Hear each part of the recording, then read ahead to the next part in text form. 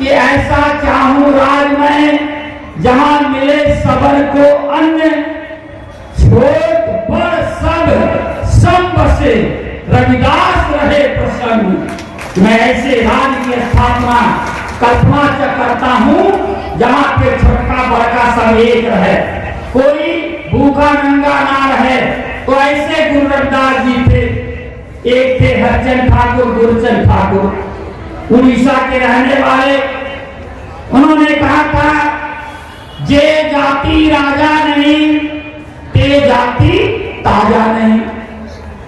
जिस समाज का राजा नहीं होता वह समाज ताजा नहीं होता।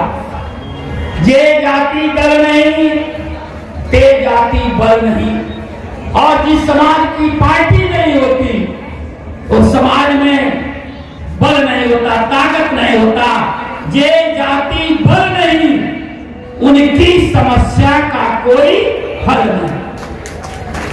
तो इसलिए हमारे महापुरुषों ने कहा, बहुजन समाज पार्टी मजबूत होनी चाहिए, बहुजन समाज पार्टी सत्ता के करीब जानी चाहिए, बहुजन समाज पार्टी और उसके समर्थकों को इस देश का हुक्मरान बनना चाहिए। तो इसलिए मेरे साथियों, आप लोगों ने 4 बार इस देश प्रदेश में सरकार बनाया और जो हुक्मरान होते हैं उनके ऊपर अत्याचार नहीं होता, जो हुक्मरान होते हैं उनके ऊपर अत्याचार नहीं होता, और जो सत्ता से बाहर होते हैं उनके ऊपर अत्याचार होता है। तो जब सत्ता से सब होता है तो हमें सत्ता स्थापित करने के लिए काम करना चाहिए। मेरे साथियों, लाउड स्पीकर में प्रचार होता है, वो कहता है, भोंपू में बोलता है, बहनों भाइयों बंधुओं, आप लोग अपना कीमती वोट हमारे प्रत्याशी को देकर जिताइए और हमारे फला नेता का हाथ मजबूत करिए। वो बोलता है, तमाम लोग बोलते हैं, कीमती वोट, बहुमूल्य वोट को बोलते हैं। इस धरती पर जितने समान हैं, ये बैनर कितने बना, गुब्बारा कितने बना, लाउड स्पीकर कितने का आया, मंच में, सजावट में, फूल में, घोड़ा में, गाड़ी में, कपड़ा में, लता में, कुर्सी में, मेज में, कितना दाम है तुम निश्चित है। लेकिन एक चीज ऐसा है जिसका कोई दाम नहीं है, वो बाबा का दिया हुआ वोट का अधिकार। लोग प्रचार करते अपना कीमती वोट हमारे प्रत्याशी को देकर जिताइए, तो पता लगा 500 रुपया ले लिए, वोट के बदले 500 रुपया ले लिए, और लड़की बियर की शीशी ले लिए, कुर्ता पैजामा साड़ी ले लिए, वोट दे दिए, रोज कर दिया खाना फ्री, लोग रोज वहां खाना खा रहे। उससे क्या हुआ, जो बहुमूल्य वोट है उसका दाम आपने ले लिया और उसका प्रत्याशी जीत गया। उसने कहा है, हमारे प्रत्याशी को जिताइए और हमारे फला नेता का हाथ मजबूत कीजिए। तो जब उसका प्रत्याशी जीत गया तो उसके नेता का हाथ मजबूत हो गया।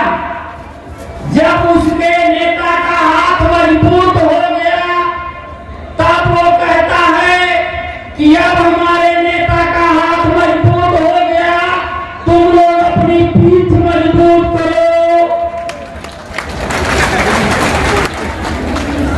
जब जब दुश्मन का हाथ मजबूत करेंगे तब तब आपको अपनी पीठ मजबूत करनी पड़ेगी। और हम कहते हैं, भाइयों बहनों साथियों, आप लोग अपना कीमती वोट हाथी पर बटन दबा करके हमारे प्रत्याशी को जिताने का काम कीजिए और बहन कुमारी मायावती का हाथ मजबूत कीजिए। हाथ हाथी को वोट देंगे तो आपका प्रत्याशी जीतेगा, तो आपका प्रत्याशी जीतेगा। हाथ बहन कुमारी मायावती का मजबूत होगा। जब बहन जी का हाथ मजबूत हो जाए तब आप लोग कहना कि अब हमने अपने नेता का हाथ मजबूत कर लिया, अब तुम अपनी पीठ मजबूत करो।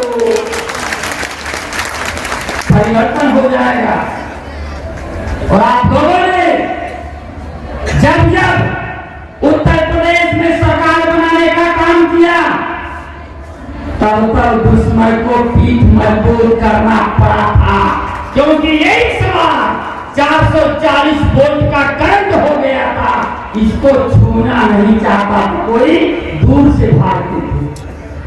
लेकिन आज स्थिति बदल गई। सत्ता से बाहर होने के नाते से ऐसी स्थिति बनी है। इसलिए मेरे साथियों, आने वाले दिनों में लोकसभा का चुनाव होगा और लोकसभा के चुनाव में सभी विरोधी पार्टियों की जमानत जब्त करा करके बहुजन समाज पार्टी के उम्मीदवारों को भारी मतों से जिताने का काम करेंगे। बहन कुमारी मायावती जी को देश का प्रधानमंत्री बनाने का काम करेंगे। मैं आपको धन्यवाद देता हूं। 2019 में आप लोगों ने जौनपुर में अपना सांसद बनाने का काम किया। मछली शहर में हमारा प्रत्याशी भगेवा निकला, नहीं तो मछली शहर का भी हमारा सांसद जीत जाता। आप लोगों ने तो जिता दिया तो गिनती नहीं करा पाए। हमारे जौनपुर की जनता ने यादवपुर प्रदेश में जिताया, जौनपुर में, मछली शहर